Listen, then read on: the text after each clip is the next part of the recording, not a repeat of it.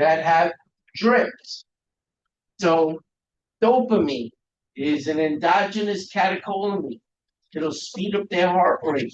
It'll cause more inotropy. So if they're in cardiogenic failure, you give them dopamine and the left ventricle squeezes better so that there's less traffic jam to the lungs. Because if there's fluid in the lungs, they drown from the inside out, and that's no good.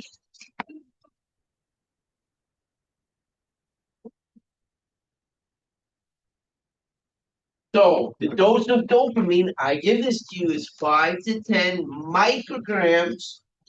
So you know that per kilogram per minute.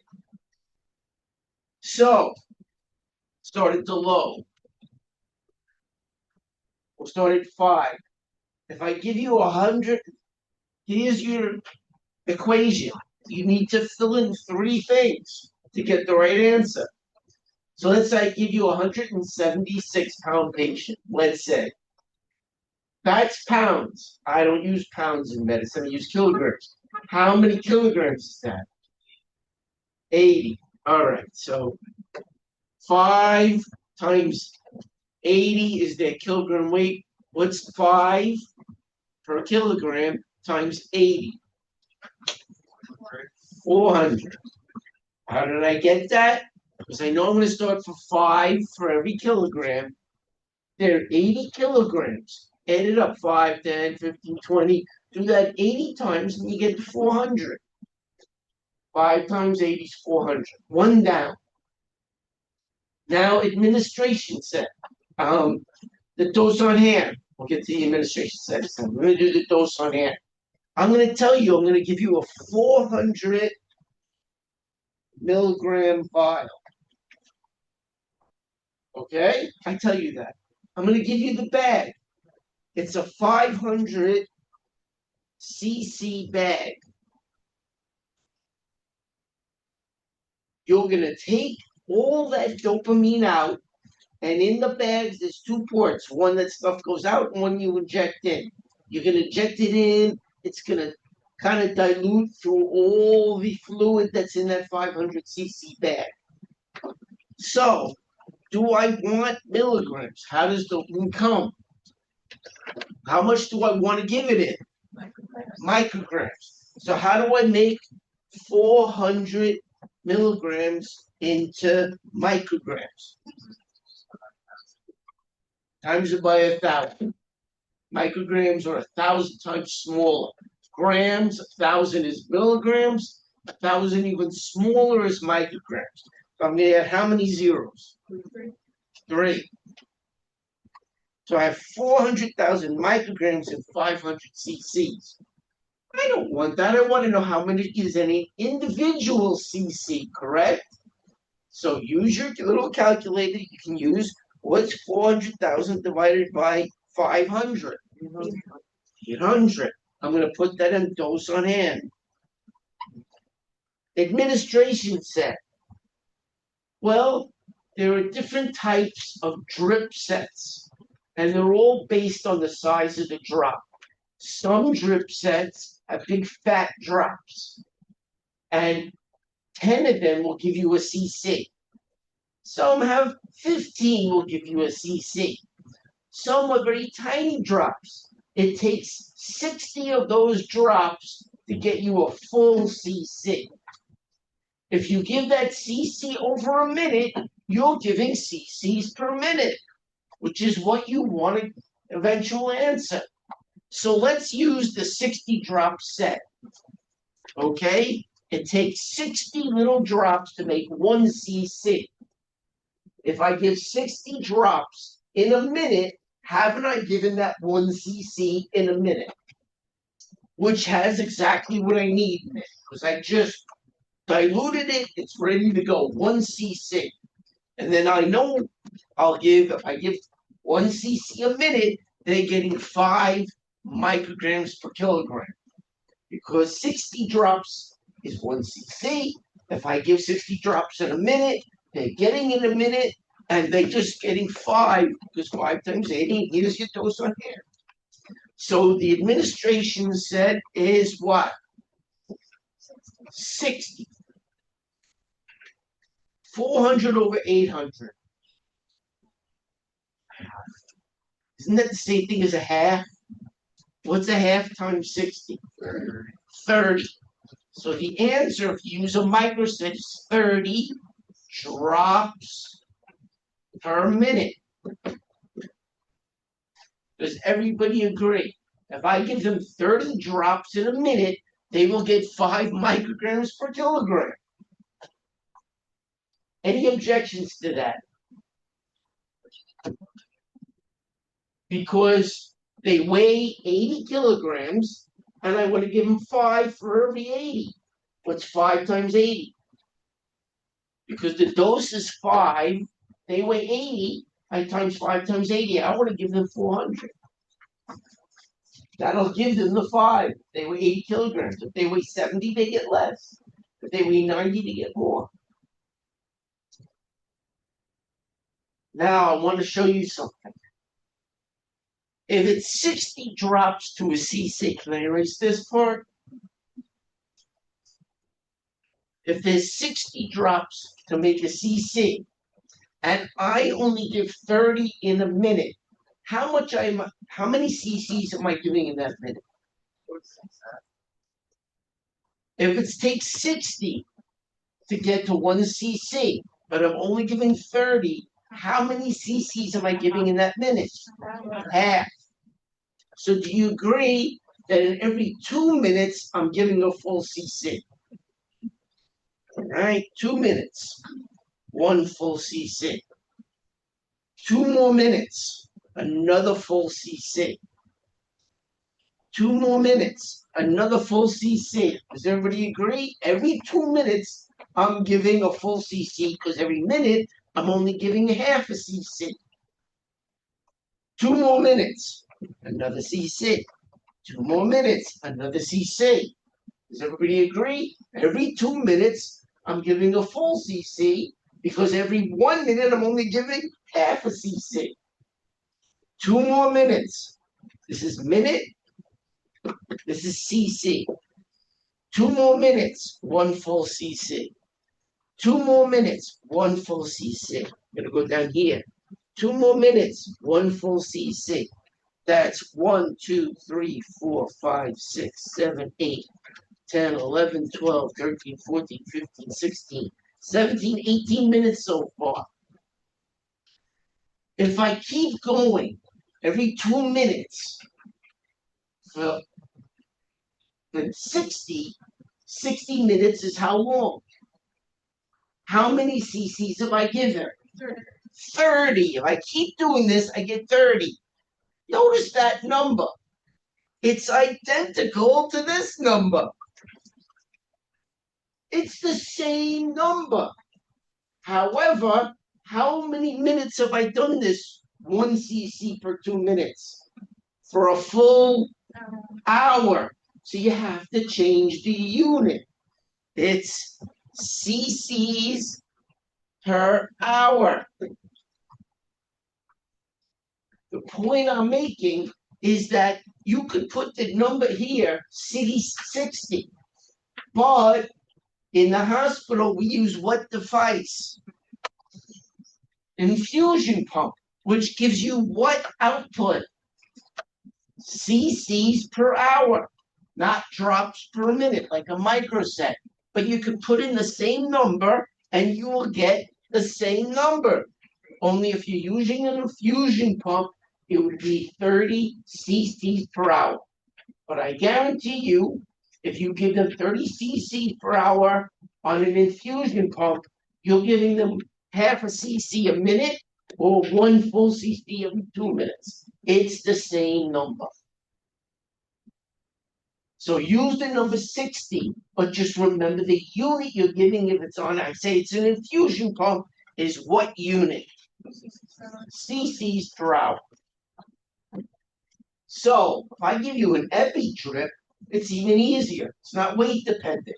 It's 2 to 10 mics per minute. So the desired dose is 2, no calculation.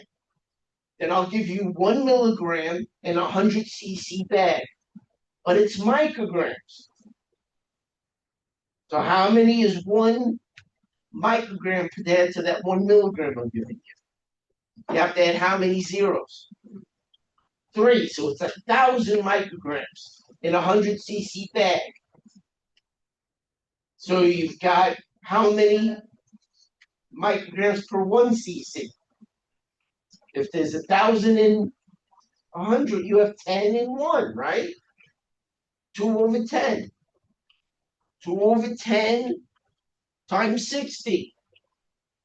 It's 1/5. Guess what you're going to give that patient? 12 cc's per hour. 2 over 10 is 1/5 times 60.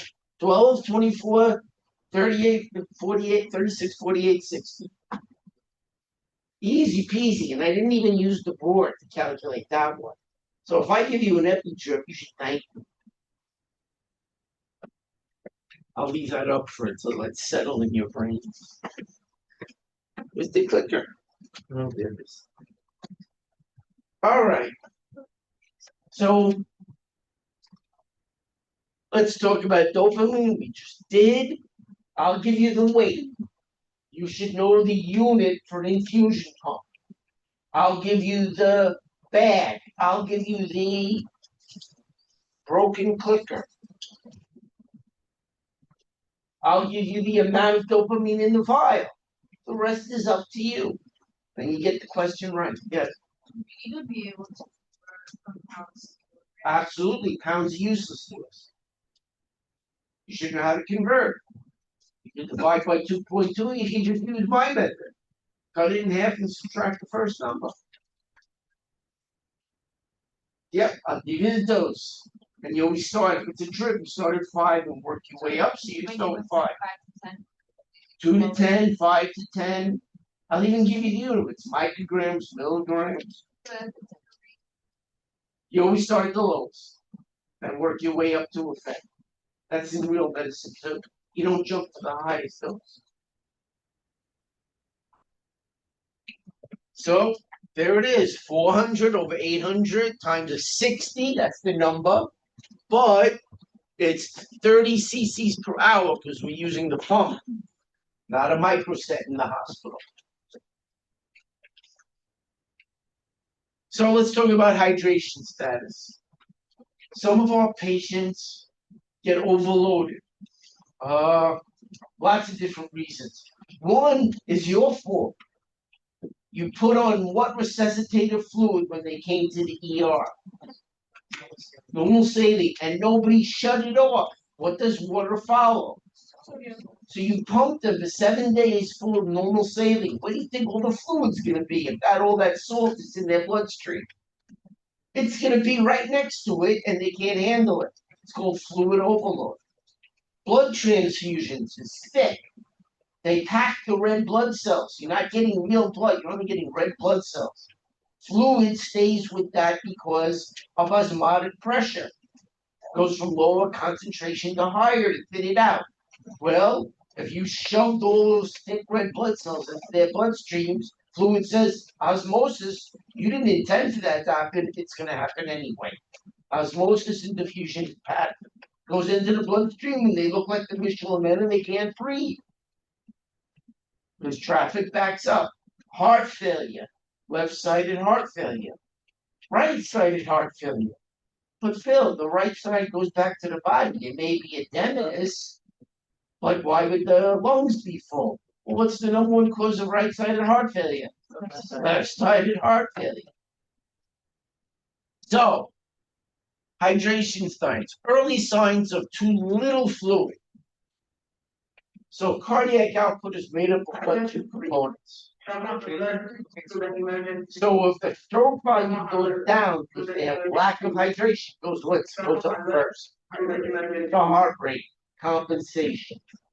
How much of your blood volume do you have to lose, or fluid volume, before you'll even start having real symptomology? About 20%.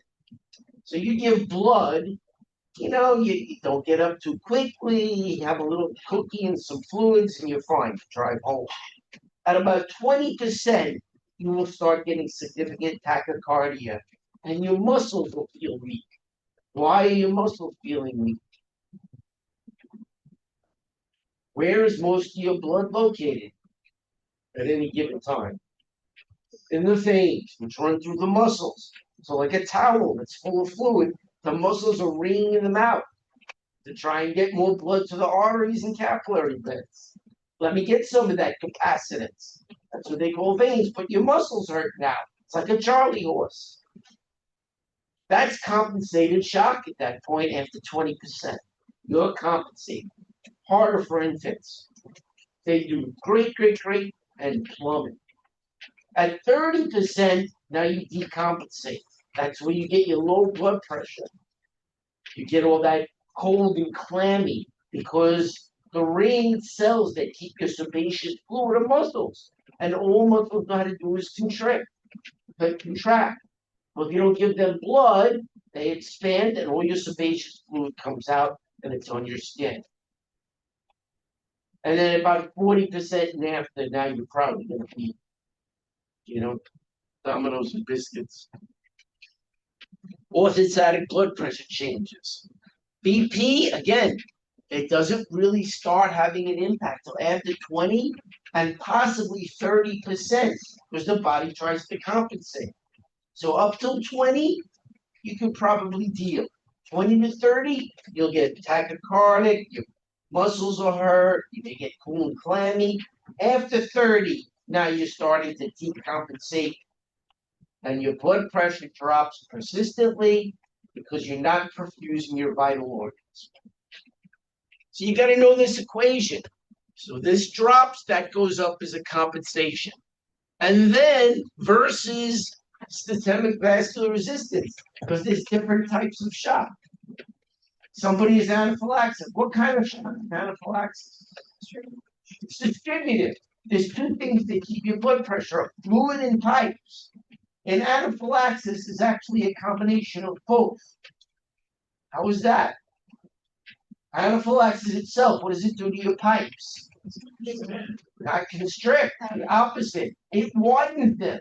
There's where your pressure drops. You have the same amount of fluid, but your pipes are wide open, so there's no force. Versus that force is your blood pressure.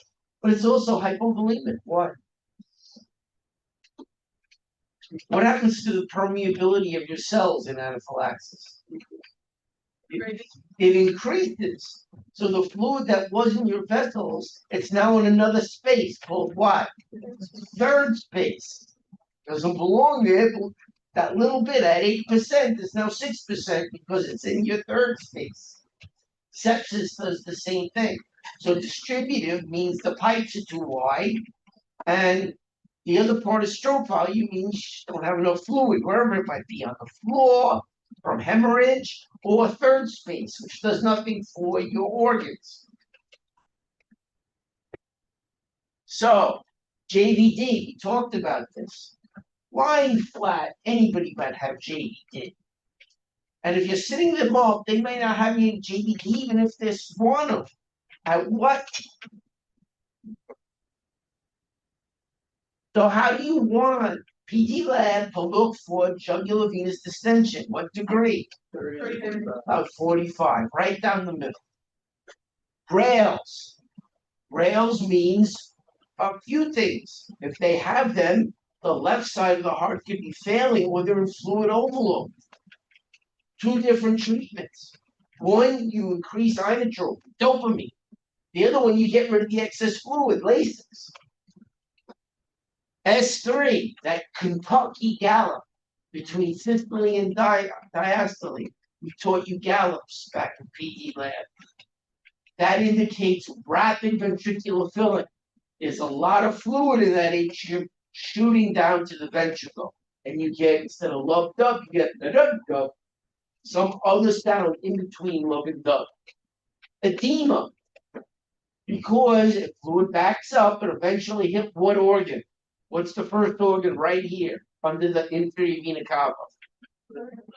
Filled with fluid. And if you press on If you press on it while they're at about 40 degrees, what happens to the veins?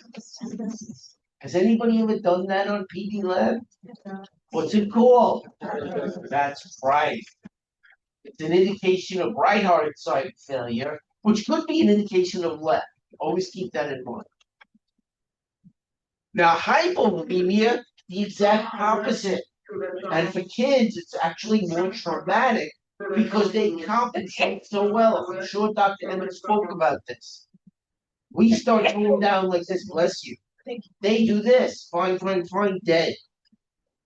So things like flat neck veins, which you won't see in an infant, or probably you have to be a child with them. But for us, you lie them, back, and their neck veins are still flat. They should get some puffiness if you lie completely flat.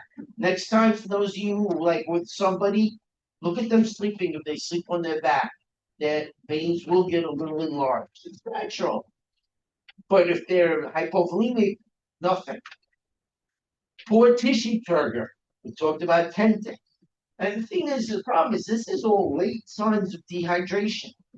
You should be on your game, especially the circumstances. Where do you get 90% of your diagnosis from? History. Well, I got a history for you. You're working at the 10 at the New York City Marathon. That's your history. What are you thinking could be a problem of everybody who comes in that 10? Dehydration. Cool extremities, because the body's shunting blood to the important organ. How long can your brain live without blood? 4 to 6 minutes. How about your extremities, the skin? 12 hours. So the buddy says, I don't give a crap about your fingernails, brain, lungs, heart. And you get cold, cool, clammy extremities. Input, output, weight. Now this is where I have a conflict with Dr. Weber. You may have had his class and he probably told you central venous pressure, because you'll see things there, is the best way to tell about a person's hydration status. And it is an excellent tool, but you have to drop a central line into the veins with a transducer. There's one way you can do that without doing that on your, what class is this? This isn't critical care, this is surgery. That means any patient. What is the first organ that will stop working if the patient is even slightly dehydrated? The kidneys. So you've got to look at your patient. Obviously, there are patients that have renal failure. But let's say they do not have renal failure. Their kidneys are functional. There are 2 reasons there's not how much urine in the bag. Give me a range. Not a range. Give me an absolute number. 1, not to 2. 1 cc per kilogram per hour. So it's I know after surgery there's that post-op diuresis, because what did the surgeon load him up with? Whatever in that bottle. What did they load him up with? The surgeons love this fluid. Lactated rings. So they go through post-op diuresis. That's over. And now they're 80 kilograms and they're making 8 cc's an hour of urine. Does that work for us?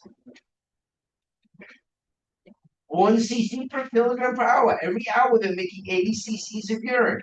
Am I okay with that? Why not? What? That's like 2 months. No, it's 1 Well, you said 1 per.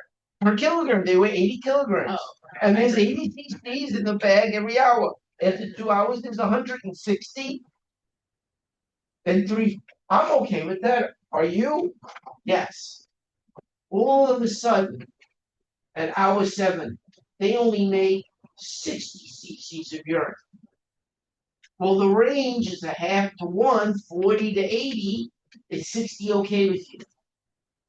Treat it early. I disagree. Oh, Treat it. Don't wait for it to hit 40. Do your investigation. If you do nothing, if that's still in range, you don't get the question right. What are the two reasons that person is not making urine? An obstruction, or they're not getting enough fluids. So you take a bladder scan, you look in the bladder. If there's 400 cc's of urine, that's your obstruction. Maybe it's a stricture, maybe it's a stone, something. If they can't get it out, you put in a Foley catheter and it comes out. But what if the bladder's empty? It's not an obstruction, because you'd see bladder in the bladder. There's nothing there. The other reason is the reason. You are not hydrating them enough. So you put in a Foley catheter to monitor them and start them on more fluids. And if you're giving them fluids, maybe you haven't given them enough. If there was bleeding, maybe they're still bleeding. You got to do an investigation. So daily weights is a good method that you don't need the central line of the transducer. How much they weigh? Are they gaining weight? All your heart failure patients, you're going to measure their weight every day to see if it's over 5 pounds change. That fluid's in them. That's bad. They need more Lasix. So daily weights and urine output is the best way on my exam, when you're taking my exam, to analyze hydration status. Because the kidneys will not work if there isn't enough. So daily ins and output. I know Mike's a CVP, but this is my exam.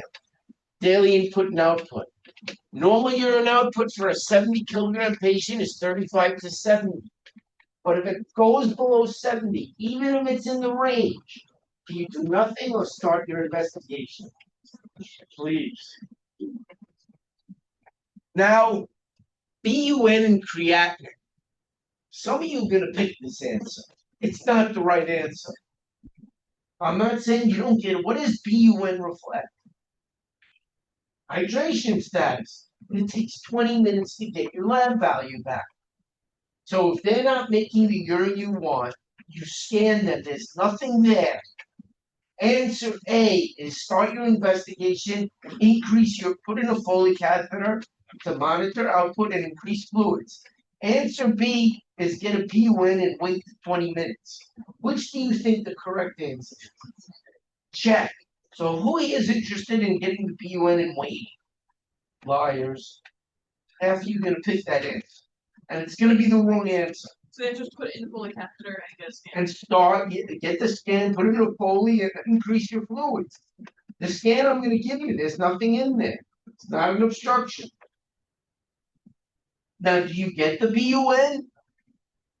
Of course, but you just don't wait on it. So, check BUN, unless there's an obvious defect. You see the bleeding or something, they're rectally bleeding. Then you've got your answer.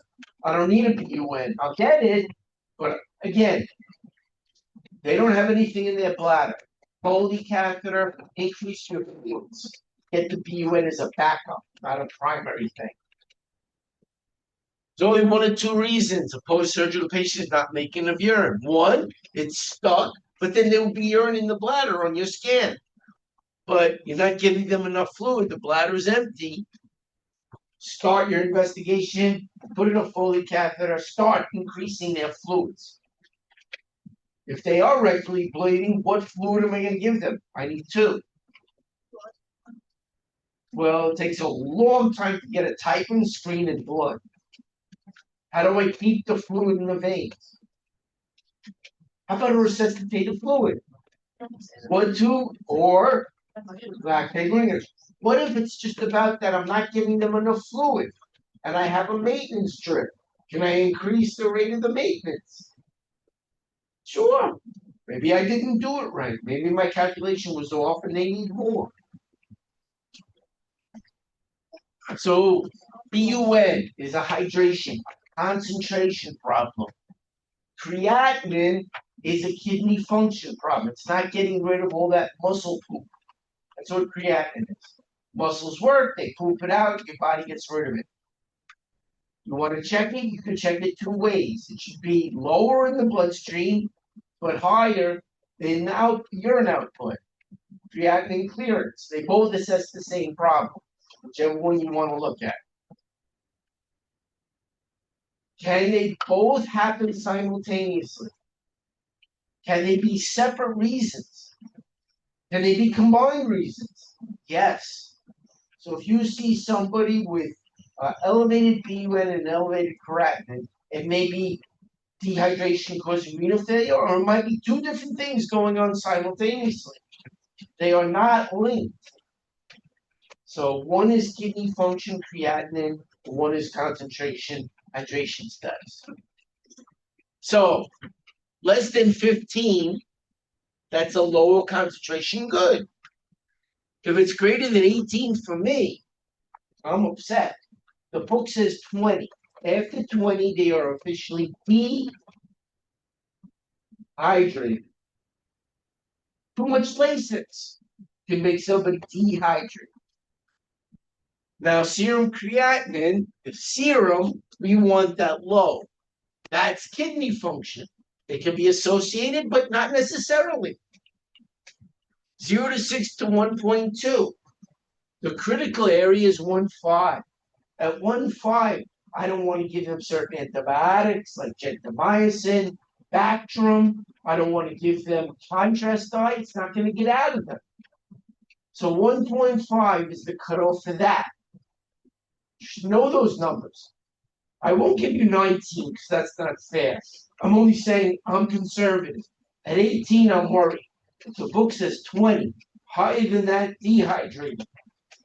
Kidney function, serum creatinine, 0.6 to 1.2.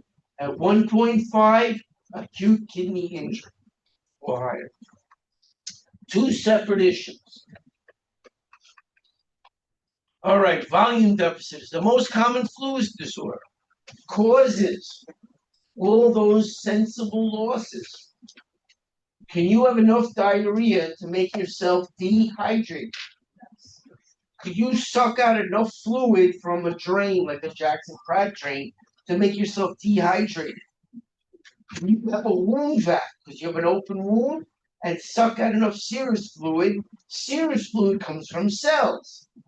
Where is most of your fluid? In the cells. So the interstitial fluid says, I'll make it up and I'll give you mine. That's 25%. You can have mine. And guess who gives back the 25% into the interstitial area that it gave up to the cells? The intravascular fluid's always shifting. So you sucked out fluid from a wound vac where 66% of your fluid is. The 25% in the interstitial says you can have mine.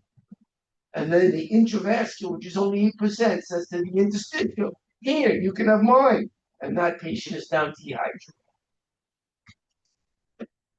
So GI losses, vomiting, over-aggressive suctioning. You suck. I never put it at full suction. I always put it at half intermittent because I don't want to suck everything out of their gut and cause a lot of fluid, bile. All of a sudden, they're alkalotic. Why are they alkalotic? Which is hard to treat. What's in your stomach? What's the normal pH in your stomach? It's about 1.2 because of hydrochloric acid. But the body knows it's there. It expects it. If you suck it all out, you're taking away the natural balance of what they expect to be there. Now you don't have that hydrochloric acid that the body thought would be there, and you become alkalotic. You can also suck out fluid as well. Fluid sequestered, infection, sepsis, anaphylaxis. You have the right amount of fluid in your body in anaphylaxis and sepsis. But where is it located? Does it belong there? No, you were supposed to have only 8% of your vasculature. Now it's all in the third space. Increased permeability. Peritonitis, allergic reaction, anaphylaxis. That's why anaphylaxis is both a volemic problem, the pipes are too wide, distributive, and a distributive problem. The pipes are too wide and the volemic, it's in the wrong space. Same with sepsis. Not as much, but definitely anaphylaxis. It's the sepsis that kills you because your throat swells and you can't breathe. Burns. What keeps your fluid in your body? It's not there anymore. Fever. Osmotic diuresis, like someone with a head injury, Manitour. The New York City Marathon. So, signs and symptoms of significant fluid loss, fluid volume deficit. Sleepiness. Your patient had a gallbladder repair. Should they be sleeping for 4 days? No. Sleepiness, I like to sleep as much as the next guy, but there's a limit. Apathy, you don't want to do anything. Again, these are subtle, but that's what's going to make you a great PA. You can pick up the subtle cues that just something isn't right. You just can't put your finger on it. Slow responses, deep reflexes, stupor, coma. Now you're getting to the end. Maybe you could have picked it up all the way along. Cardiovascular responses to fluid deficit. What's number one? Stroke volume goes down, heart rate goes up. Collapsed veins, even lying flat. Hypotension is late. Cold extremities, those are later signs. Hopefully you've picked it up before then. All right. Tissue, poor skin turgor. Again, not an early sign. Sunken eyes. In babies, what do we look for? Sunken fontanelles. Big sign. All right. GI, decreased appetite, nausea, vomiting, could be anything. Ileus is very common after surgery, abdominal surgery. Just something to think about. Abdominal distension, you're making a lot of gas. So, can I erase this? More calculations. Sure? Okay.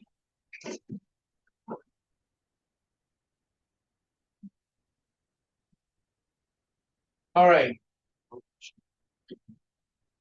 What did it go all the way back? Oh my goodness.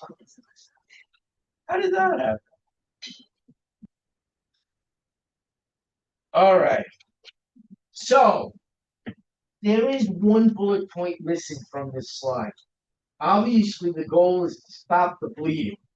If there is bleeding, that has to be addressed.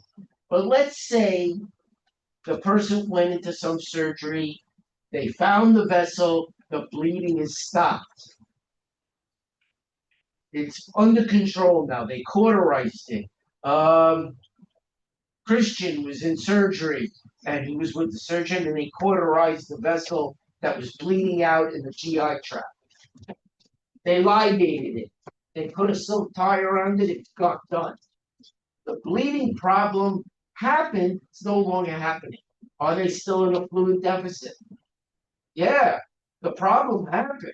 They're in a fluid deficit. And the goal is to replace that fluid, not too quickly, but not too slowly, over 1 day. There's a formula for it. All right? First, amount of fluid missing. And you combine it with maintenance as you transition. Fluid resuscitation. Does it stay on forever, or is it just to resuscitate what you need to replace? Right. The maintenance can that stay on forever if necessary. Right. You combine them to try and help the patient get past this deficit. So you've got 24 hours to account for. I'm going to write them down for you. You got hour 1, hour 7. If you add 1 and 7, you get 8. Am I correct? Which leaves me what left? 16. So for hour 2 through 8, after 1, whatever you get for resuscitation, I'm going to put R and M. You add maintenance. So for one, it's strictly resuscitation. For hour 2 through 8, it's resuscitation still, 24 hours. We're looking for 24. Plus add what to your resuscitation? Maintenance. Then for the next 16, which gets you to 24, you finish your resuscitation and continue what? Maintenance. So we have to figure out both of those components. So first you have to calculate how much is lost. I'll give you a patient. The EBL on your post-surgical note from Chris said 500 cc's of estimated blood loss. You wrote it on your post-op note. I can see it. Ink on paper, computer, Epic, whatever. Well, does blood have to be replaced? Fine. What kind of fluids am I on my menu for replacing resuscitating blood loss? What? 2 of them I can think of that are resuscitative fluids. Or, okay, it's one of those 2. Do you agree? So let's go over here. 500 EBL of blood. How much do I need to replace? That's right. Why? 3-to-1. 3-to-1 blood. If you use 1 to, and I actually put this answer, if you use 1-to-1, you'll see the answer you think it is and get the wrong answer. However, there's also a wound vac on that has 500 cc's in it. Is that a sensible loss? Wound vac? Yes, it is. And they seem to have had some post-op diarrhea. Is loose stool with watery stool a sensible loss? And in the bucket, it looks like a liter of diarrhea. Can I put that down on this calculation? Yes, I can. So how much do I need to resuscitate? What? 3,000 cc's or 3 liters. I agree. We'll start with that. Over how long a time period? 24 hours. So the first hour, resuscitation, you want to give, and it's actually the same number as pediatrics, 20 cc's per kilogram. So let's say I give you a patient, I got to give it to you, they're 154 pounds. They're 154 pounds. I don't need pounds, I need kilograms. How many kilograms is that? What? They weigh 154 pounds. 70 kilograms. How did you do that so quickly?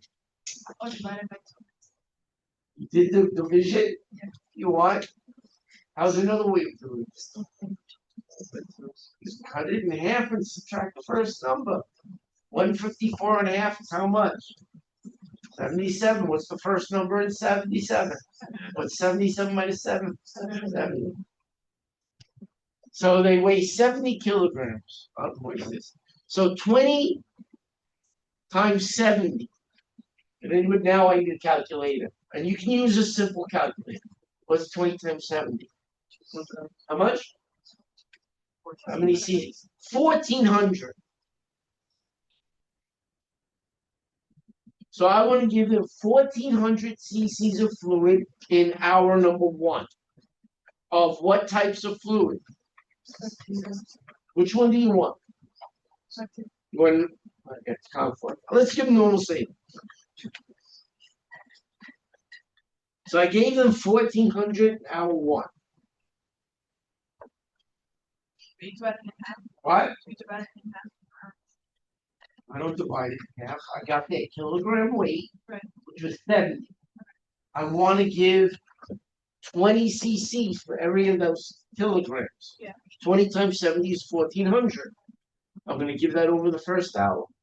Everything, all that's. That's all over the first hour. I still have 23 hours to go, but at least I got that initial hour of 20 cc's per kilogram in there. Do you agree? So that's it. But what was my total replacement? 3,000. Am I covered with 1,400? There's some left, right? How much is left to get from 14 to 3,000? 1,600. 1,600 left. This is where you cut it in half. What's 1,600 in half? 800 and 800. Of what type of fluid? I'm still in resuscitative mode. Normal saline. So I'm going to give 800 here of NS. And guess what I'm going to give over the next 16 hours? The other 800 NS. There's my resuscitation for 24 hours. 20 cc's per kilogram. Find out what's remaining from my calculated deficit. Cut it in half. Give the next 7 hours 800. The last 16, 800. There's your 24. What's the only difference that I started at hour 2? I added what? Maintenance. So bad. I'll give you the deficit. You got to know blood is what resuscitation. You got to know what fluids to give. If you give this person half normal saline, is that a resuscitative fluid? Half normal is a pathetic resuscitative fluid. It actually encourages what? It encourages diuresis, urination. I don't want somebody who's at deficit to pee more. I want the fluid in them. When they start peeing, it means I did my job. That's how one of the best ways to tell that I've done good resuscitation and maintenance. They start urinating again. Wait, what are we adding for maintenance? What? What are we adding for maintenance? Ah, that's a different fluid and a different thing. This is just resuscitation. We'll get to maintenance in a second. I knew you would ask that. Yes. So the 20 cc's over kilogram is a constant that we use for The first hour with a resuscitation. So 3-to-1 for blood, initial invention, 1 hour. Now, sometimes you'll see this in the ER, they'll just say, give me a liter, give me 2 liters. That is the willy-nilly way. I expect you in your exam to do it the proper way. So that's just the quick, easy way. For us, you do 20 cc's per kilogram. That's your first hour of a resuscitative fluid. Either lactated bringers or normal saline. Half normal, D5 half normal are terrible resuscitative fluids. Normal saline and lactated bringers are terrible maintenance fluids. You got to know what you're doing. The remaining 7 hours, half the remaining whatever it is, I had 16 left, 800 plus start what? Maintenance. Then over the last 16, the last half, and keep going with what? And there's your 24 hours. Not so bad. I give you what you need to know, but you got to do the rest with it. So resuscitative, they hold their spot. Not good maintenance fluids. You'll overload them. Normal saline, lactated bringers, which has a buffer in it. Salt poor albumin. Albumin is what keeps your blood in your vessels. Egg whites are albumin. Maintenance, D5, is temporary. It's actually isotonic in the bag. As soon as you put it in the body, what does the body do with that glucose?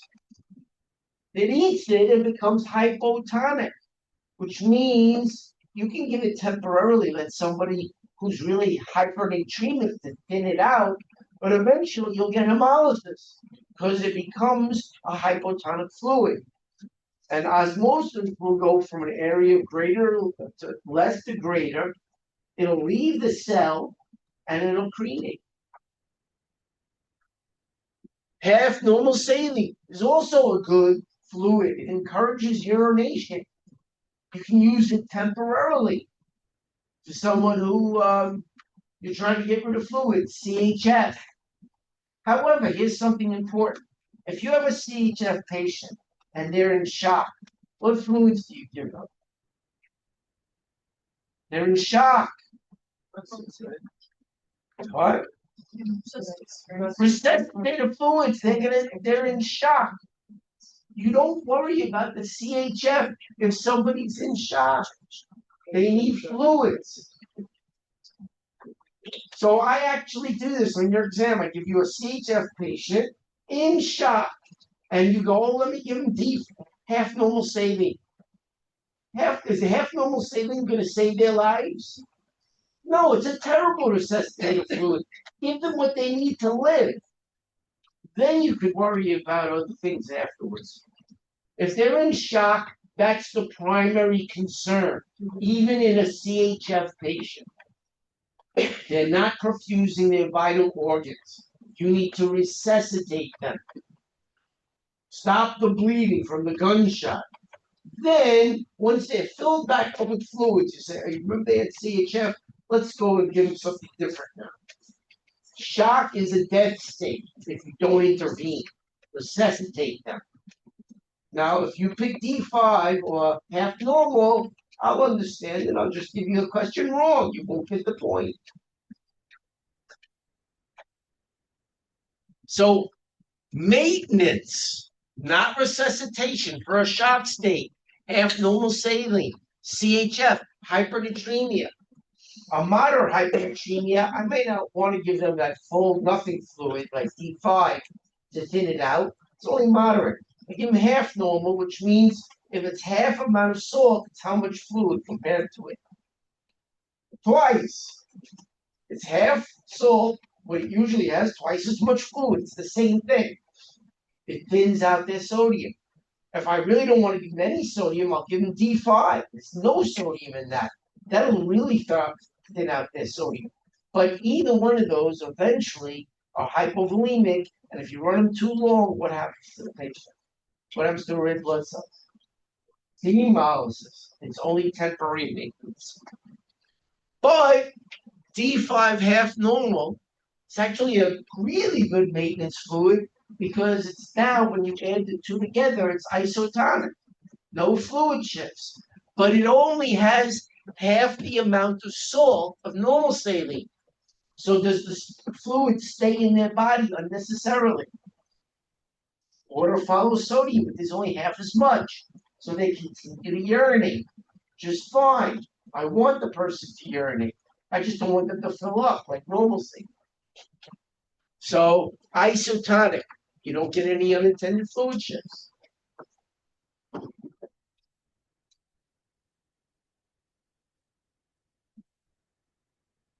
Volume replacement. So again, this is the formula. 3 liters.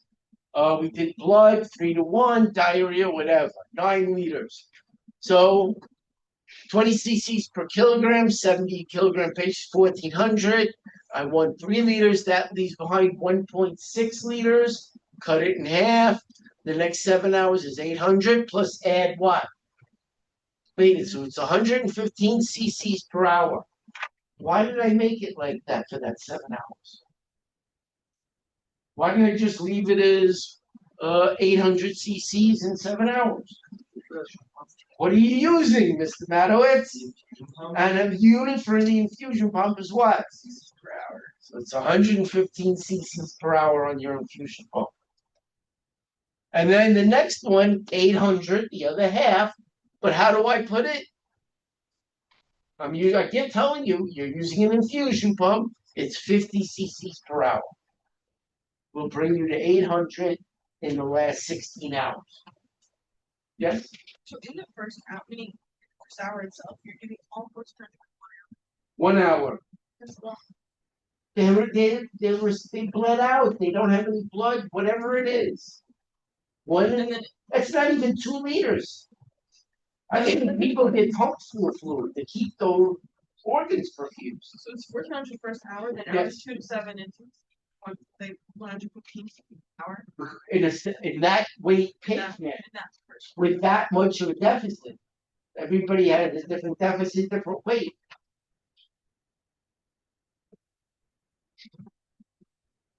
So now I know you said, what is maintenance? Maintenance of those fluids like D5, hypernatremia.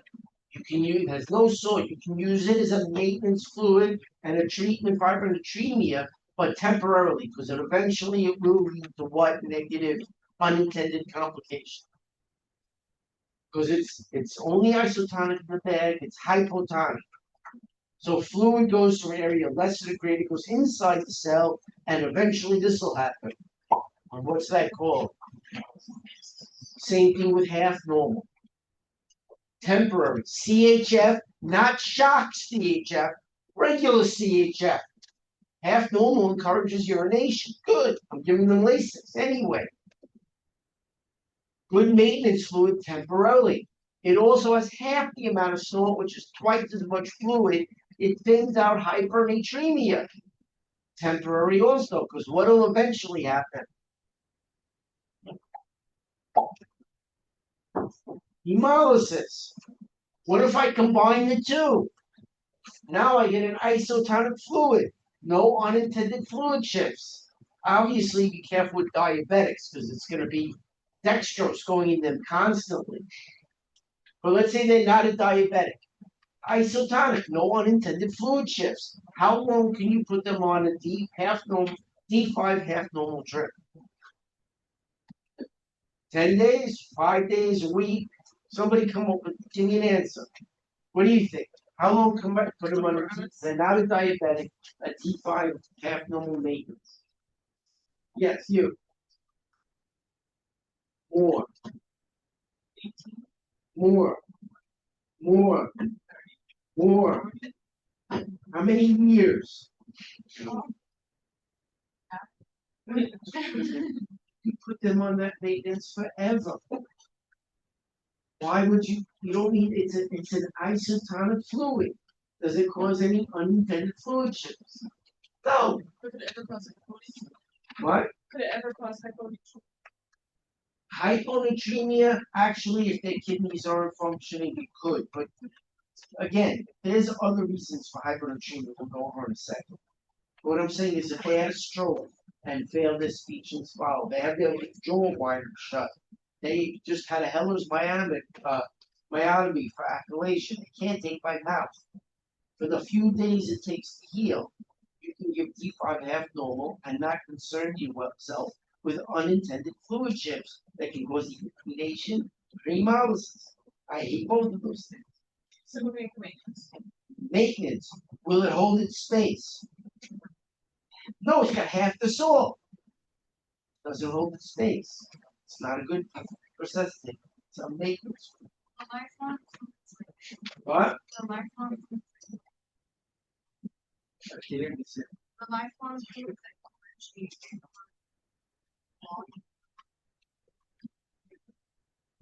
No, give it the right amount, and the kidneys are functioning. Where will any fluid that needs to leave go? Who's drinking water right now? If your kidneys are good, check where that food's gonna end up in about an hour. And you're do you imagine if everything's still big drugs? Drugs that they want to look like one day.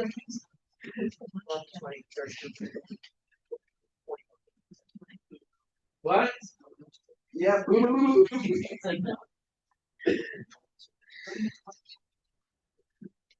All right. So body weight. So can I erase this? I'm going to show you. It's a kilogram thing. How to properly resuscitate somebody. Again, there is a willy-nilly way. If you wake me up, I'm doing the overnight shift, and it's 4:30 in the morning. I'm going to tell you to put them on D5 half normal at 125 with 20 of potassium. Because as long as they have aldosterone, what are you going to pee out? They're going to bring back salt, pee out potassium. That's what aldosterone does, which is included. But when I wake up, I fix that. I don't leave the willy-nilly on forever. So this is the maintenance. We talked about the resuscitation over 24 hours. What two fluids are resuscitated? So now what is the maintenance? I'm gonna add a different IV. D5 half normal. Great, good maintenance fluid. Let's say they weigh 70 kilograms.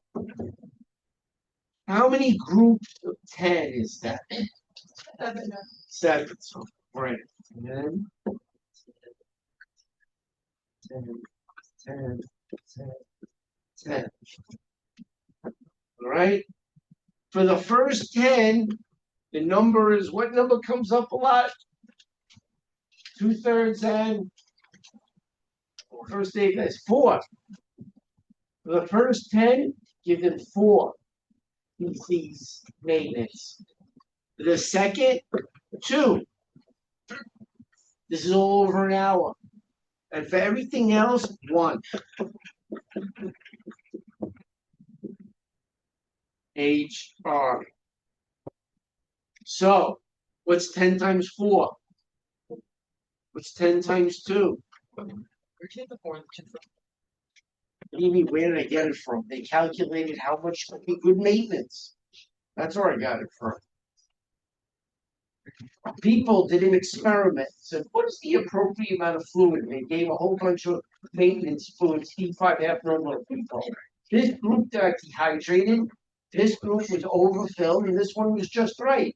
And then they said, how much did you give them? And they came up with this formula. So, what's 10 times 4? What's 10 times 2? 40 plus 2 is what? 40 plus 20 is what? And then all the ones, 70, 80, 90, 100. Guess what my total answer is going to be? 110 cc's per hour. 4, 2, and the rest 1. So for every 70 kilogram per patient, if you give them 110 cc's per hour, that's the appropriate maintenance. 4 for the first 10, 2 for the next 10, added together, and then 1 for every 10 thereafter. Not too bad. So per hour, that's per hour. So Per hour. But how does the infusion pump? What unit does the infusion pump do? So you tell the nurse to put them on 110 cc's per hour of D5 half normal.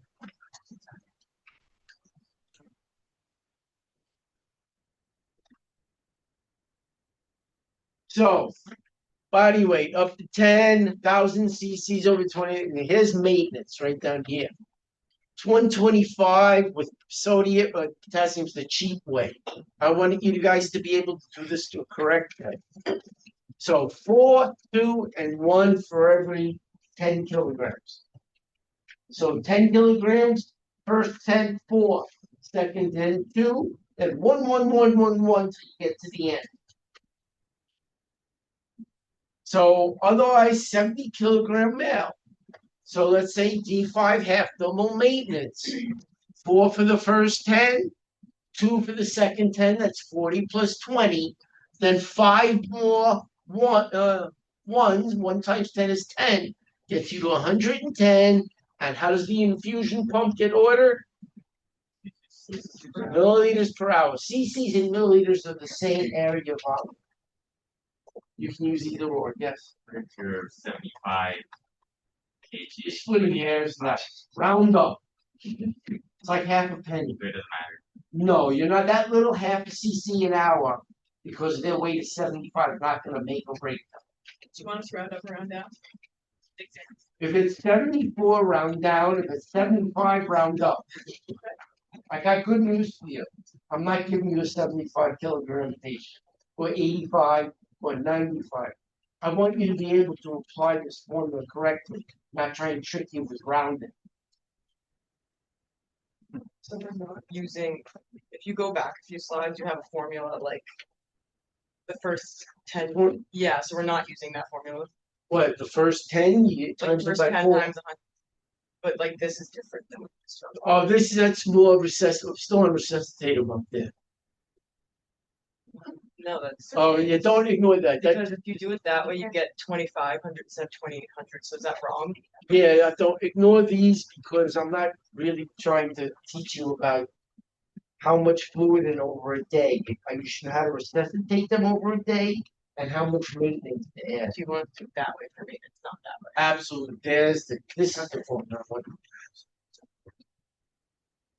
4 for the first 10. You gotta know their kilogram weight. 2 for the next 10.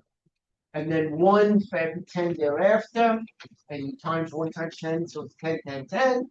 When you get to the end, cc's per hour of maintenance fluid. Whether you want to use P5 temporarily, half normal saline temporarily, or P5 half normal, not temporarily. Yes. If someone, like, if you have someone's original weight, or they have dehydration between 2 weeks, Use the one that you have. any, Use the one that the stretcher says, right? If you start getting into like, I think they're gonna go on a diet and use GLP-1 agonists. I gotta give them less. So 110 for a 70. 80's more. It's 120. I know that already. This is another 10. This is an important slide, so I'm repeating it. T5W actually has up to 250 millimoles per deciliter amount of stuff, which I would consider within 50 of 300. What's my golden number? 300. That makes it isotonic in the bag. As soon as you put it in the body, uses it, eats it, becomes hypotonic. You can use it temporarily as maintenance, but you only can use it temporarily because it'll eventually lead to hemolysis. Half normal saline, which encourages urination, has 154. That's straight up hypotonic. It does encourage urination. However, if that CHF patient is in shock, what's our primary concern? Do we give them a resuscitative fluid? Yes. But let's say they're just CHF and I'm giving them Lasix to help them urinate. Half normal, nice temporary maintenance so they can drink their own fluid, which is the best. But let's say they didn't pass their speech and swallow and they have CHF. Here's your Lasix, here's half normal saline, and they pee out a lot of fluid. Good. Then you work on everything else. But shock, resuscitation first.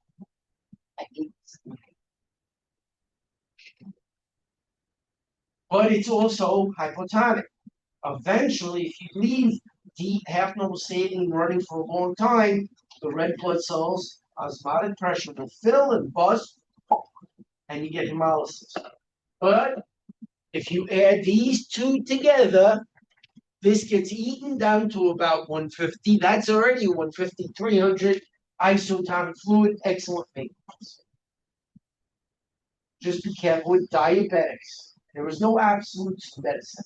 What if they're diabetic? Yeah, that's a problem now. That's a lot of dextrose for a diabetic. I know how many milligrams are in every cc. You guys remember? I don't want to go backwards to that calculation. If you remember, it was 50 per cc. How many milligrams of salt was in every cc of normal saline? Yes, there were 9. Did the calculation. Remember the first day? 9%, 308, lactated ringers, right there. 300's the magic number. This is huge. I never give 3% on a regular floor. They're in critical care. And I'm checking that salt level every 2 hours at BMP. Lots of problems. So just as a heads up, you only use this for critical what conditions? See if anybody can figure it out. What? That's half the answer. cerebral You don't want that. That's why you're checking the BMP every 2 hours. So something hypernatremia, hyponatremia. You want to bring the salt up, right? So that's very salt filled. So guess what? Something that is before the hyponatremia. Right? No, I have resuscitated foods for sure. How about hypervolemic hyponatremia? They have too much volume in them already. If I give them normal saline, where is it going to go? I'll blow them up. Don't I want less fluid and 3 times as much salt to bring up the salt without bringing up the fluid? If this is twice as much fluid, this is the right amount of fluid per sodium. What is this? It's more than 3 times the amount of salt per fluid. They already have enough fluid. They don't need any more. It's the salt. Hypervolemic. They already have too much fluid. Hyponatremia, which actually makes sense because your salt problem is not a salt problem. It's a fluid problem. You're diluted. Why aren't you giving them fluids? Why aren't you just If I diurese them, you mean like a loop diuretic? Well, what leaves your body if you give somebody a loop diuretic that the fluid goes out? Salt. why do you have to give salt with the water? As long as you just give salt plain, you can just give it alone. You need to have them eat like French fries or something with like the salt. Otherwise- Perfect. Well, they have to be able to eat. Or if this patient is in critical care with a tube down the throat. Remove the tube into their lungs. No, like the engine or whatever. An ET tube. It's in their lungs. It's taking up the space there. How are they getting their Peg tube. NG, Jevin. That's why, these people are critical. What post-surgical patients are at risk of becoming hypervolemic hyponatremia?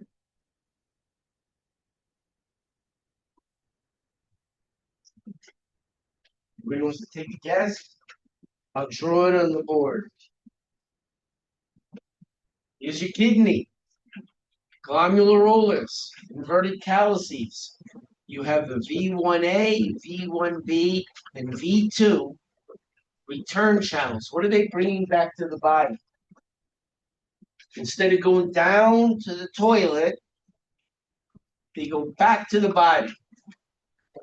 Keep your pressure up. What is it bringing back to the body? Free water, no salt. Free water return channels.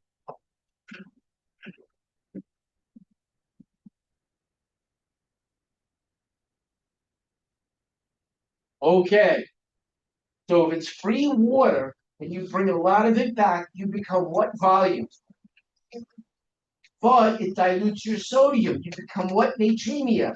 Hyponatremia. What hormone secreted from the posterior pituitary opens up these channels and does this even more? ADH. Does the body recognize surgery that has to be cut open? So guess what it secretes? Can it overdo it? Can it be inappropriate? Can it be a syndrome? What is that called? Syndrome, inappropriate antidiuretic hormone. Hypervolemic hyponatremia. Very common post-surgical problem. And what's this class about? Surgery. So that 3% is actually only used under the most critical situations. If they can eat, it's another game. But if they're in critical care, and if they're not, they're going there. If they have to get 3%, they're not only hypervolemic and hyponatremic, they have serious signs of symptoms like unconsciousness or syncope or changes in vital signs, which you may not want to stick some kind of French fry in their stomach that they then vomit it ends up in the lungs and they go into ARDS. So there's your calculation you were asking about. What's your name? Well, Noel. This is the maintenance. Every 10, you add it up. So 4 to the first, 2 for the next. That together is 60. Then 1 for every one thereafter. So for an 80-kilogram patient, you had 60 left. That's 60. 40, 20, 60 is 120. There's your maintenance. And you know the fluids that should be maintenance. 2 temporary, 1 you can use that's not temporary. You should know what they are. What are the 2 temporary maintenance ones? D5 and what's a nice long-term one? D5 abnormal, but just be concerned about your diabetes now. All right. Let's take 10 minutes. I'm tired of talking.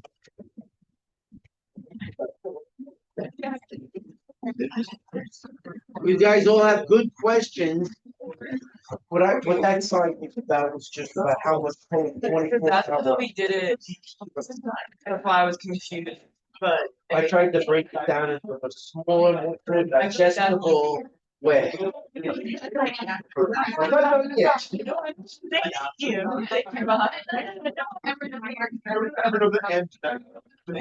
That's what I put in the Yeah. That's what I told her. How that's. Yes. Yeah. I was like.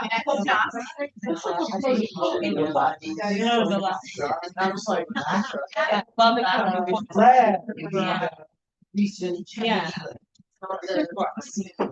Oh, the old one? Yeah.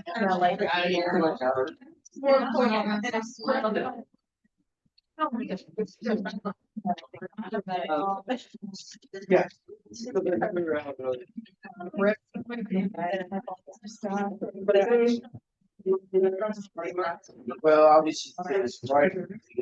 Yeah. You know, I think it's a lot.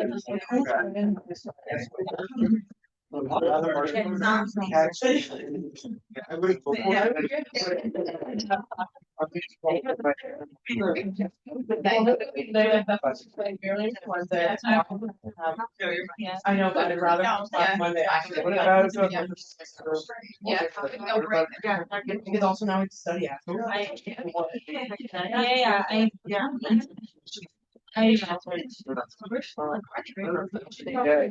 Why, this stuff. Not one thing. I'm gonna be away. You know, I'm gonna be going to the Yeah, I don't know. That's what going on the banana boat. Already done this. Okay. Thank you so much. I'm back on the Monday. No, I don't mind. No, I Thank you so much.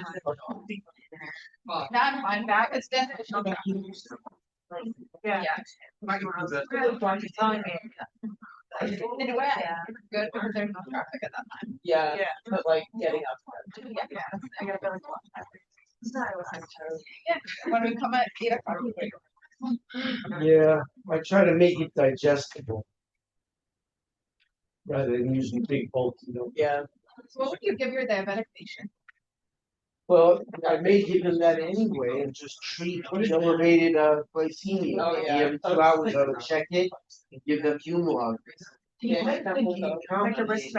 For instance, if someone comes in COPD and diabetes and they're having trouble breathing, now I know they need a steroid because COPD is heart inflammation. But steroids lower your blood sugar, raise it. So if you're not breathing, you're gonna have a problem. Give the steroid, check the blood sugar, and then say, you know what, on top of what you've already been taking, let me add Humalog or regular insulin or what have you, and deal with that after. Sometimes you do have more than one shot. Yeah. Okay. I feel like most of the time the patients end up like in ICU or. If they have a 3% they're in ICU, they wouldn't be allowed to get that kind of fluid. Because I have to be tightly treated significantly. How would they present? Altered mental status. Someone you don't trust in French fries. You're gonna have a They could be edematous, but with a sodium level under 1 could be.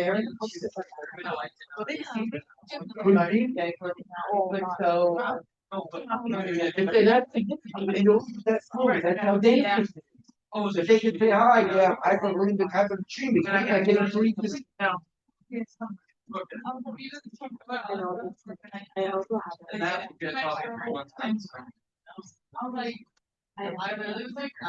They might be nauseous, you want to aspirate, that's just that. If they aspirate stomach contents, They're not, they're breastfeeding you at that point. So they're not- they drop an NG, you'll throw down a French fry. I'm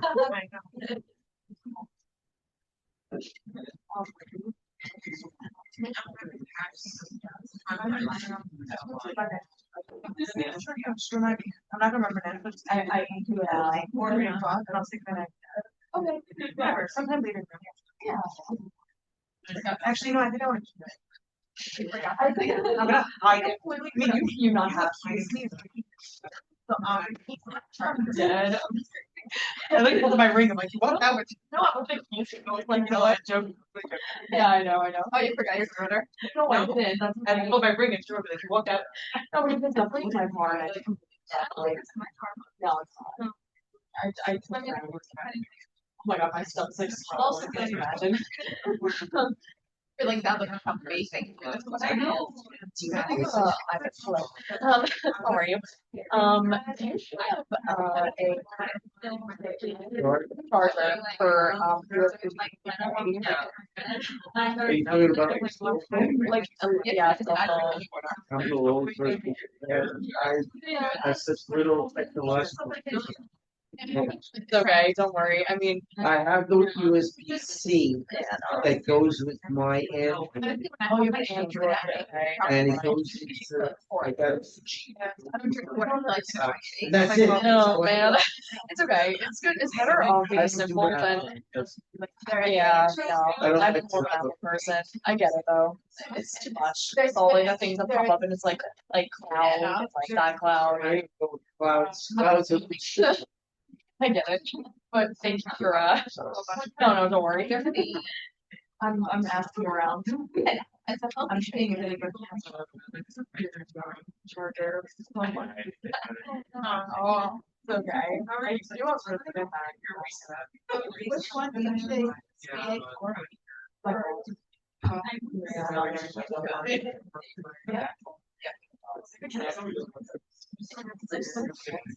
Wait, USB, what's a USB? Oh my god. So the old one. Oh, I have one. You do? Yeah. Yeah.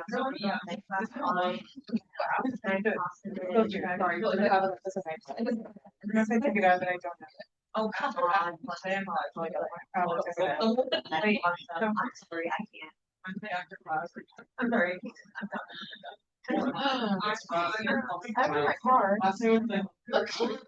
Thank you. I actually, I have a. I have like a walk.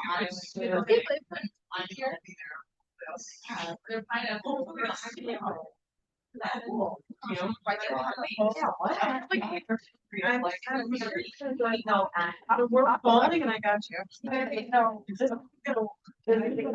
mean, it can work, but it's just like my Mac doesn't have oh no, I'm still like just because because I want to hang it all through. Yeah, but that one. This one. This one. Yeah. That one. Yeah, normally it's super perfect for like every single graduation. That's good though. Yeah. Question. Why is it only 10% of the game? Why only 10%? Yeah. Well, it really depends, some more, some less. But surgery, they're very complicated things. 5-year residency, neurosurgery, 3-year residency, cardiothoracic, 6, You don't do that. Then I can go. We need to educate them enough to a first to six, but not the third. But where we really come into play, makes us valuable, is there's patients on the floor. There's patients in the office. Who needs surgery, who doesn't? Who's on the floor that had surgery, that had complications? Can you imagine if, say, you have a floor with 12 patients, and all of them had complications? You had to leave the OR, you're not making the big bucks, which is where the surgeon makes the money. So, you know, I take care of my patients, you bring them to me for surgery, and I'll just cut them. And once a week, they throw you a bone, Once a week. maybe twice. Don't worry, I'm doing last, once a week, maybe in surgery. Because I like shadowed St. Cats, and I shadowed like a PA that was like, you know, I meant They're in hospital, yeah, oh. go there, and they go to different cases. And then somebody else still has to take care of the patient. Right. But that's a unique situation in hospital. And the thing is they forget their skills about how to take care of it. You know, it was a really cool experience. I didn't even like that was so. I When they're in hospital and they go for whatever, somebody needs a person to yeah, but they still don't do the case, they're still a person. Whoa. yeah. Holy fuck. You like to bring them back.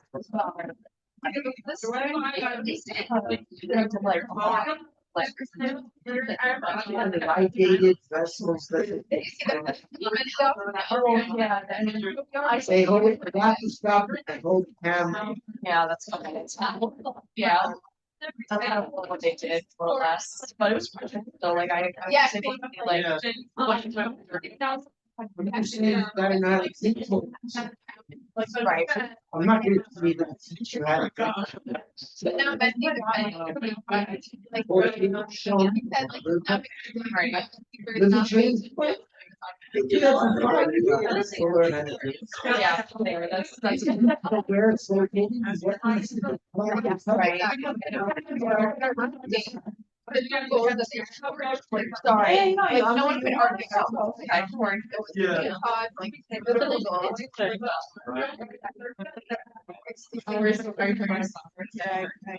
Yeah, we're no way.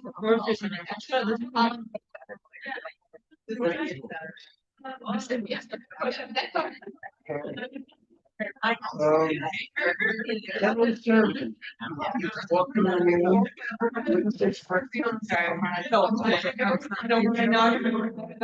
I am. I understood, you know, always very good, patient room. They never serve it, you know? Work on it. They move things appropriate. They develop, like,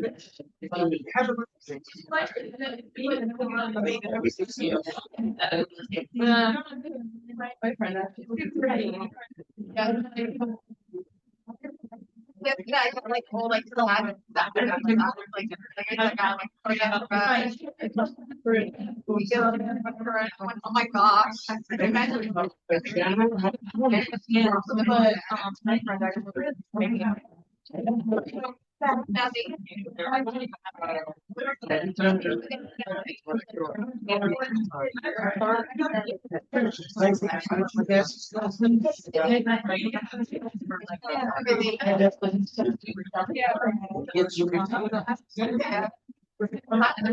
they're the happy carotid artery. Shape of the chest is a child.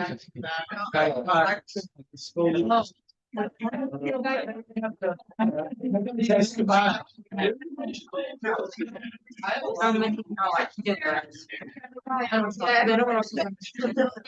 Yeah.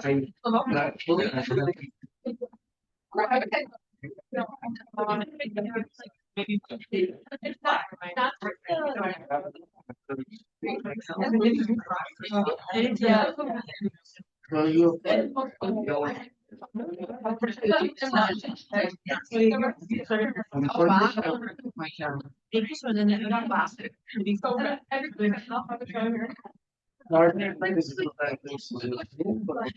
Thank you so much. I thought you had my feet today. Oh, my God. Sorry. I'm going away though. I'm not. Of course, that would be whatever the consumption I do. Yeah. Thank you so much. I would like. Oh, yeah. It was the West. Right now. All right, Lenny, let's get back. Like, no, I don't Last president, what? And. Where's Ann? Oh, come back. That's more than 10 minutes. Let's get back. If I have to add extra time, it's gonna make you guys sad. Guys, Oh my gosh.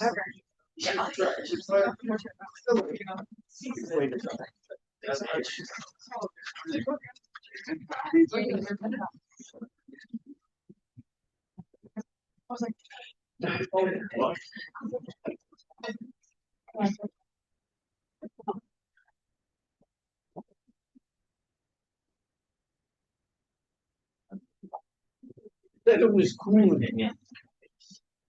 I don't think it's cool. I'm always like, Right. The air. It blows out.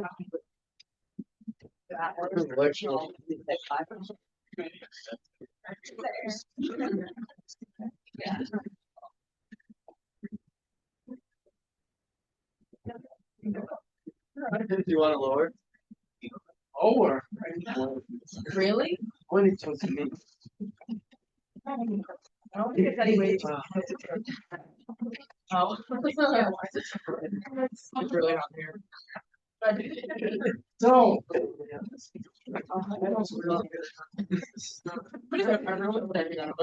Sorry. Are you okay? Turtles. Don't trip. So. Ins and outs. Surgical patients. This is electrolyte excretion. Notice you're putting out 1 to 2 millimoles per kilogram per day of sodium. You're only putting about 0.5 to 1 millimoles per kilogram a day of potassium. But what do you notice about that? How much potassium do you have compared to sodium? A lot less. A lot less. So percentage-wise, it's actually greater relative to the amount in the body. In sodium, you have 135 to 145 millimoles per deciliter. So you're putting out that much, but it has less of an impact.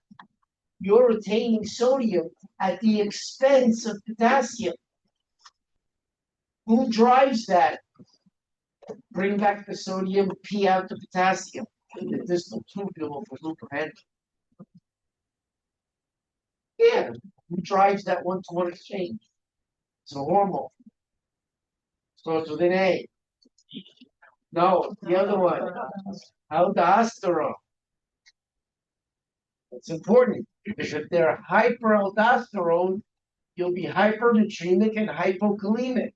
And if they're hypoaldosterone, they'll be hyponatremic and hyperkalemic. There's no one to drive that exchange. So excretion, again, sodium, 1 to 2 millimoles per kilogram per day. So you figure a 70 kilogram patient, it's 70 to 40. Potassium, half to 1, but it's 35 to 70 for a 70 kilogram patient per day. A much greater percentage because you have much more sodium in you than potassium. And I'm just using 70, 80, whatever. 70 is about an average weight. So again, fluids, intravenous fluentry, we talked about this, half normal, D5, half normal.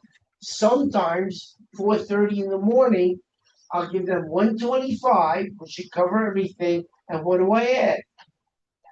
20 potassium. Potassium, just to cover it till I wake up. even more important with pediatrics. You come into the pediatric emergency department with your kid has diarrhea. Guess what they're getting before they even ask what the patient's name is? An IV with fluids and potassium. So again, fluids smaller, they're more hydrated. Where older you get, a little dry. Don't be lazy. So you always want to make sure that when you wake up in the morning, you stop whatever fluid you gave and check, do they really need that much fluid? Or do they need more? Do they really need that potassium? Or can I stop it and put on a different fluid? Again, we talked about hydration status. Do not wait on a 70-kilogram patient till it reaches 35 cc's per hour, because that's half. It's the normal range, it's the bottom. Do I wait? At what point do I investigate and starting to replete fluid? Anything less than what? What per kilogram per hour? What number? 1. Anything less than 1, I start investigating and repleting. I don't wait until it reaches the basement at a half. But anything less than 1, either there's an obstruction or they're not getting enough hydration. Don't wait. What about electrolytes? Do I wait for them to crash through the basement, or do I start investigating and repleting them too, as well? Yes. Do not wait. No, hold on. If you don't want the question right, then wait. Apologize. It's up to you. So, reversible signs, volume deficit, stabilization. BP is a late sign. Hourly urine output, do not wait for it to crash through the basement. Investigate, scan them, replace the fluids. Should I get the BUN first? Back up with the BUN. Start replacing the fluids. BUN creatinine, there are your levels for dehydration. I'm not going to give you 19. I get nervous at 18, but the book says 20. Higher than that, it's too concentrated. And what's my critical creatinine number? And what does the creatinine reflect? Kidney function. And they could be independent or combined. You just don't know. So resuscitative, thick. They keep their space. They have salt in it. Normal saline, lactated ringers, albumin. 9 milligrams per cc. Is any of those good maintenance fluids? No, they're good what? Resuscitative fluids. Maintenance. D5 half normal. Excellent maintenance. Is it a good resuscitative fluid? No, doesn't hold its spot. It's only got half the salt compared to fluid. And half normal saline encourages urination. It's a good temporary maintenance fluid in CHF. What if your CHF patient is experiencing shock because they got shot in the head? What do you treat primarily in that patient? And what fluid would you give them? That's right. Do not treat a shock CHF patient like it's a CHF problem. It's a shock problem.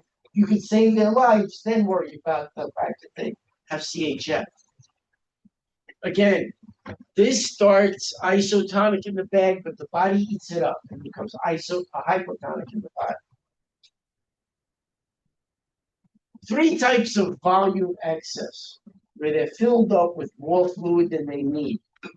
So you have isotonic. You have the right amount of stuff, just too much overall fluid. Someone who got what for a week because the PA didn't shut it off. They came in, they needed resuscitation. You did it. And you left the normal saline on. Is that an isotonic fluid? Will it go and stay in the bloodstream? Will fluid follow that sodium into the bloodstream? Will they now have more fluid than they need? Their volume excess, but it's isotonic. So you raise. There's hypotonic, which is the most common. meaning they have fluid excess, and that fluid was free water and thinned out their sodium. That's how people, and has anybody ever heard of water toxicity? What do you think's actually killing them? The hypernatremia. They drink the fluid faster than their kidneys can get it out. And it's not the hypervolemia that kills them, it's the hypernatremia. That's the most common of fluid excess, is a hypernatremia, because free water thins out your sodium. Most typical. Hypertonic, most common reason is we did this to them. Let's say they do have a 1.5 kidney, so we give them a week of normal saline. That means they can't pee out any sodium. Even a little bit. Your body stops making aldosterone, but it needs the kidneys to say, all right, get out of the sodium. So no hypertonic volume excess, that's our fault. We overloaded them with sodium. We overloaded them with blood products and didn't check on them. We didn't get them the dialysis they need. For isotonic, there's also almost give normal saline. Yeah, it can cause either of them. You don't know what you got. You know you have volume excess. Then you check the sodium. It's 140. Isotonic volume excess. You get another person, but their sodium was 155. Both patients were acted differently because of their kidney function, or maybe they have a brain tumor affecting the part of the brain that tells the body to secrete aldosterone. Things can get a little messy, because you got to think about these potential things. Differential diagnosis. There's your normal. I'll give you the normal, but where's it going to be located? On the skeleton, yes. Which one's more common, hypo or I know the MC is the core sus. That is the most common one. It's a variable high volume excess hypernatremia. The most common cause is you know what I have to eat? Powerful.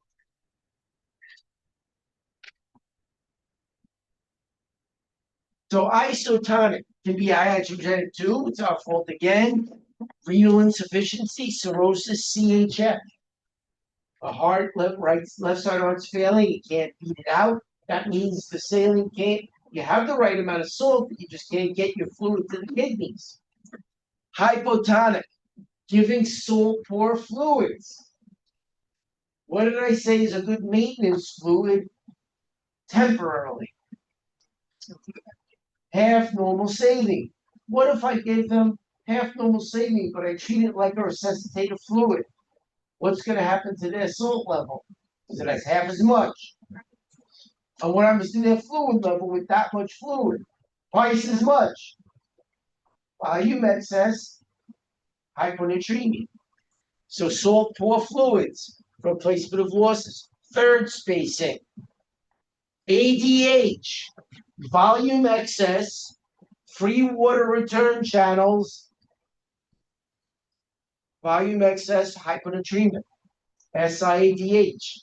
Is SIADH a rare or common post-surgical occurrence? It's actually very common because that's the hormone. Aldosterone and ADH, also with the letter A, don't confuse them. But those are stress hormones. The body recognizes tertiary stress. And it says, I want to keep my blood pressure up. I'm being attacked. ADH. Your volume goes up to keep your blood pressure up, but it thins out your sodium. Hypertonic. Excess sodium load without water. So somebody could eat lots of French fries, salty potato chips, a lot of salt in their body now. Where will fluid stay? In their body. They get to volume excess. They're not peeing anything out. All right, so they have volume excess, but those potato chips had a lot of salt on them. So what two things go up? The fluid stays and the salt. So they become volume excess and hypertonic. Excess of sodium without water. Rapid infusion for head injury, glucose and mannitol. The brain diabetic. but it can cause you to retain fluids and salt.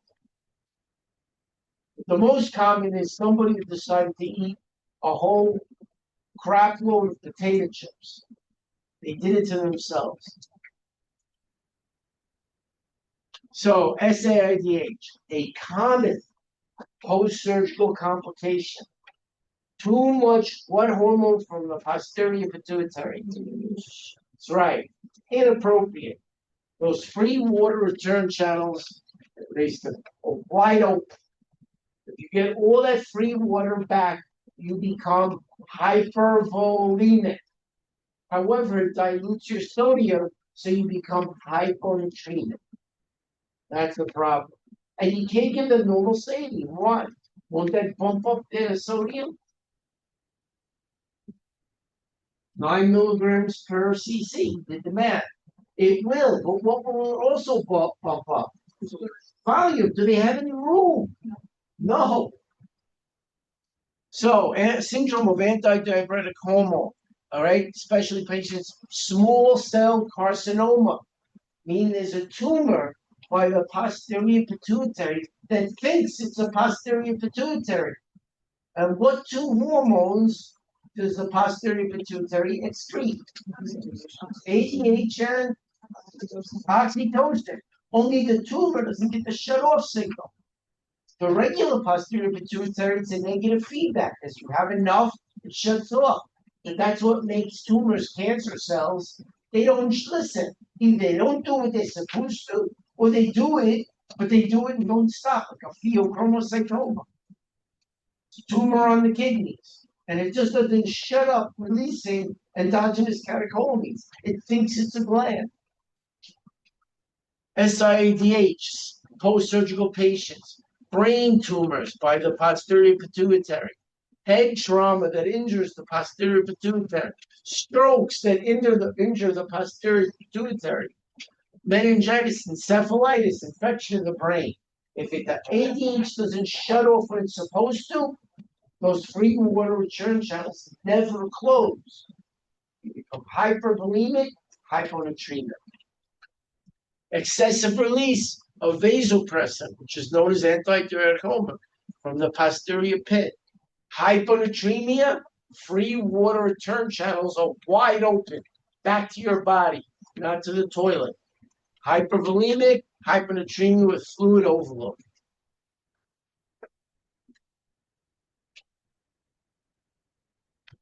ADH, oxytocin. So can I get a head injury that causes that ADH to be released with no shutoff valve? Hypervolemic, hyponatremia. What about the syndrome of inappropriate antidiuretic hormone after surgery? Absolutely. So this should make sense to you. All PD lab. Shortness of breath. It's backing up to the lungs. Pitting edema. The higher the edema, higher the pitting, the worse. Non-pitting edema, that's usually something to the skin. Pitting edema, where you push your finger in, come back a half an hour later, you still see your thumbprint, that's bad. The higher up it is, the worse it is. 4+, the more extreme it is, the worse it is. Rails, there's a traffic jam and the left ventricle can't keep up. What organ is right behind the left side of the heart? The lungs, traffic jam. Anasarca, they look like the Michelin Man. Rails, vomiting, diarrhea, all right? Cardiovascular, those 3 and 4+ pulses, distension of the neck veins, even sitting perfectly upright. Pulmonary edema is a bad sign. Got to be able to breathe. You don't want your patient to drown from the inside out. All right. So how do we treat some of these things? So if you have an isotonic, meaning the salt level is good, you don't want to mess with it, but you want to bring down the fluid, restrict sodium, all right, and free fluids. Do I want to drink more free water if you have volume excess? No. If you stop drinking water, your body will continue to urinate the excess fluid in you. It's just each time. So don't replace it. If you stop drinking fluid, you will continue to urinate. And if you have healthy kidneys, you'll put out the same amount of salt as fluid. Because we never, in normal kidneys, that's what they do. They say, I need some salt back, I get rid of a little bit, and it balances all your electrolytes. That's what dialysis does. It takes all fluid and balances your electrolytes. When people with kidney failure need dialysis. So restrict the salt, no more salt. Because if you give them any salt, now the salt is in their body. Where does the fluid stay? They already have too much. So restrict the salt. Don't let them eat salt. Don't let them drink any free water. Has anybody ever tasted normal saline? Can't drink it. You can only drink free water. So stop the free water, stop the salt. Their kidneys are functioning. Will they pee out some sodium? Will they pee out a lot of fluid? Will they do it in the right proportions? If the kidneys are functioning. After you drink that, what does your urine look like? Almost clear. Now, if someone's dehydrated, it's more yellow. The kidneys know what to do, as long as you don't mess with them. The body will release negative feedback, less aldosterone, which means more salt, whatever it needs, goes into the urine, in the distal tubule. Free water will get peed out, salt will get peed out. So now, hypertonic, they have too much stuff. You want to give them free water, possibly by mouth. If they're in volume excess, do you want to have them, they guzzle this? No. So sometimes, literally, does anybody know what a backup plan is? If you have somebody with volume excess that's hypertonic, can I slowly make them drink free water? Their kidneys are functioning. Will it balance out and get rid of some salt and get rid of some of the extra fluid if you give it time? But you can't rush it, right? They're in volume excess. What if you really don't want to wait? You have a backup plan, and it's an in-hospital surgical patient.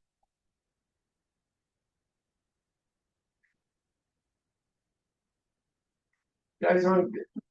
You guys are going to be saying you can get this. What? How about if I put in a temporary catheter, intestinal, and I call in a dialysis tech, and I give their kidneys a vacation, and I dialyze them for a couple of days? What does dialysis do? Takes off what? Fluids, and balances what? Electrolytes. So literally, the PA's mother was in the floor, and her mother was and hypernatremia. What do? I'm getting through. I'm thirsty. I said, all right, hold on. And I said to the PA, I said, you know what we'll do? We'll put in a intestinal catheter. We'll give her kidneys a vacation. Everybody deserves vacation, including organs. So I put in a temporary catheter, called in dialysis. It was daytime. They took off 9 or 10 liters. She felt amazing. Our electrolytes were completely in line. The PA said, God, never knew you could do that. It's okay. We're going to test you through a temporary dialysis. You begin vacation. So hypertonic, if you're going to do free water, you better do it slowly because they're in volume excess. The kidneys are going to have to do their work, and the kidneys take time. All right? Hypotonic, now. All right? What fluid has 9 milligrams per cc? You can give them normal saline. However, without reading this, if you give them normal saline, aren't you giving them 9 milligrams per cc with fluid? Did they need the fluid? They were in volume excess. So if you give them for volume excess, hyponatremia, if you give them normal saline, will the salt go up and make you happy? They're hypotonic. Won't that make you happy? Yes, but their fluid went up. Does that make you happy? How do we get rid of fluid in a person who has functioning kidneys? Diuresis right afterwards. So you give them the normal saline, you bring up their sodium. Yay! And then you say, wait a second, there's too much fluid. How do I get rid of excess fluid as long as the kidneys are functioning? Add Lasix. Do you agree? Now your extra fluid went to what thing in your house? Brown, or some of the apple. Lift up the lid and let's see if a guy with it, and then it beats the lid up. And there's this, no pun intended. Good boiler. Gotta think like PAs now. So you gave the normal saline. The hypotonicity went away. Good. But the volume excess is there. And on Lasix, that gets rid of the volume excess. But they have normal aldosterone. What ends up going to the toilet in someone with normal aldosterone levels? Potassium. If you treat somebody with volume excess, with hypotonicity, you gave them the normal saline. I have too much fluid now. Saline's better. Salt's better. I gave them Lasix. You got to check what lab afterward because you don't want to miss this. And how much potassium do we have to play with? As much as sodium? No, just a little bit. And they could be low. That's what's going to make you a good PA. You've got a volume excess patient, hypotonic. Here's your normal saline. I don't need that fluid. Here's some Lasix. Oh, now they need a little potassium. And now they're balanced. But you got to look for it. Watch this is necessary. Because that's how it works with aldosterone in the distal tubule. The body takes sodium back at the expense of potassium. The potassium ends up in the toilet. That's how a loop diuretic works. Some sodium goes to the toilet, fluid follows that, but a lot of it comes back at the expense of potassium. So does lactic reduce have potassium? It does, but not enough to cover the amount that you're going to get rid of places. Or at least you don't know. I'm not saying it's definitely going to be hypokalemia, but should you be in the dark or knowledgeable? There's your answer. Yes. Would you just order potassium pills? No, I never do that. I would get a BMP as I'm giving them this and say the potassium is now 2.5 because couldn't the next patient be a 4? I don't know what you got. I'm just saying don't be in the dark. If they're hypokalemic, treat it. If they're not, don't treat it. You do get labs after this. I get them at the same time, might as well. It's starting an IV, draw some labs. You can actually connect the Vacutainer to the IV if you only want to stick them once. If they already have an IV running, then I just have them do a lab on the other side. I don't even do it. I place the order, make the nurse do it. I just read the results. I don't want to find out about hypokalemia an hour though. Do it now. All right, we're up to electrolyte. Talk some sodium. What time is it? I got 10 minutes to talk about sodium. Great electrolyte. A very common problem that PAs aren't aware of, but it's life-threatening. You could have hyponatremia, but 3 ways. Hyponatremia with too little fluid at the same time, hyponatremia with the right amount of fluid, and hyponatremia and too much fluid. Hypervolemic hyponatremia. It's not even a sodium problem. It's a what problem? It's a fluid problem. Same thing on the high side. You have too much sodium, it's probably too little fluid that's causing it, not the sodium itself, although it can be. But most of the time, it's the too little fluid. Right amount of sodium, not enough fluid. So it's the main extracellular cation. Na positive, very similar to K positive. That's why aldosterone does that 1-to-1 exchange in the distal tubule. They're similar ions. Determines extracellular fluid osmolarity. Water will follow it. If it's in the vasculature, like a resuscitative fluid, fluid will be there, and your pressure stays up, and you don't become shocky, or at least until you can solve the problem, you maintain your blood pressure. Stuff in plasma. Disorders of sodium are really associated with disorders of fluid. Most of the time, not entirely, but most of the time. I'll give you the normal. It's in the upper left of your skeleton, but you have to know what to do with it. Hyponatremia. Anything less than 130 usually results of too much free water. Your body, for some reason, kept free water inside it. The sodium stayed perfectly normal, but now it's diluted. Excess free water. Something like SIADH. Is that a common post-surgical complication? Absolutely. Body thinks that it's a stress that's under attack. Surgery. So, 3 types of hyponatremia. Could you have both hyponatremia and hypovolemia? So I'm running. It's a nice November day. I'm running right towards Christian. I'm sweating. What am I losing in sweat? Fluids and have you ever tasted sweat? In your mouth, it's salty. Can I lose both of those things to the point where I'm hypovolemic and hyponatremic? Right next to me is another runner. He's sweating. He's hypovolemic because he's losing fluid, but he's not hyponatremic. How come? He's hyponatremic, but he has the right amount of fluids. Why doesn't he have the same problem as this person?